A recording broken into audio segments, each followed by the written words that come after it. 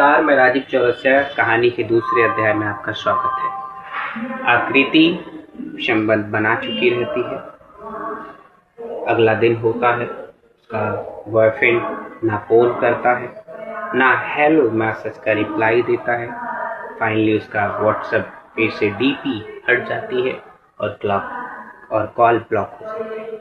यहाँ पर आकृति समझ गई रहती है कि अब मेरे बॉयफ्रेंड की आवश्यकता मेरी नीड नहीं है, और ये प्यार की गाड़ी यहीं पर रुक जाती है, जैसे कबाड़ी गाड़ी की तरह। कहानी यही मोड़ लेकर रुक नहीं जाती। कहानी एक नई मुड़ाव पर जाती है, जहाँ आकृति अब डिप्रेशन में जाती है, और फाइनली उसके परिवार की मम्मी, उसके परिवार के भाई बहन उसे सहयोग करते हैं इस डिप्रेशन से निकलने में।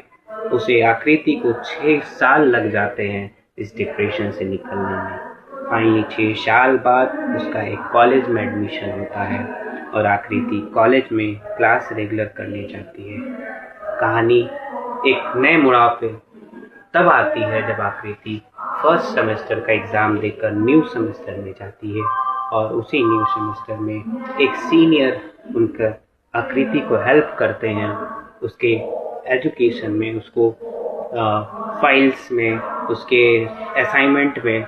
और इस सहयोग को आकृति एक प्रेम, एक मोहब्बत के रूप में समझ लेती है। और केवल इस समझ को आकृति ही नहीं समझती है, उसका सीनियर भी इस चीज़ को एक्सेप्ट करता है, और सीनियर उसे प्रपोज करता है। फाइनली आकृति इस प्यार को एक्सेप्ट कर लेती है, एक उम्मीद से कि फाइनली कहीं ये लड़का हमें एक अच्छा प्यार, एक अच्छा मोहब्बत दे सकता है। इस चाहत में आकृति अपने सीनियर को अपने एज अ बॉयफ्रेंड एक्सेप्ट कर लेती है।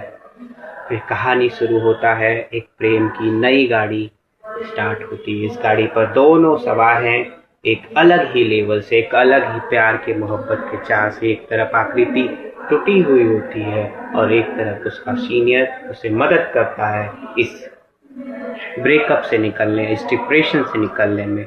और फाइनली टाइम आता है 8वें मंथ का। 8वें मंथ जाते जाते जैसे ही जाता है, दूसरा सेमेस्टर आता है, और उसका सीनियर फिर से उसे हेल्प करता है एक अच्छे मार्क्स गेन करने में। 9वें मंथ में उसका सीनियर भी उसे आस्क करता है फिजिकल नीड की। ये कहानी यहाँ पे रहस्य है। तब तक के लिए इंतज़ार करिए।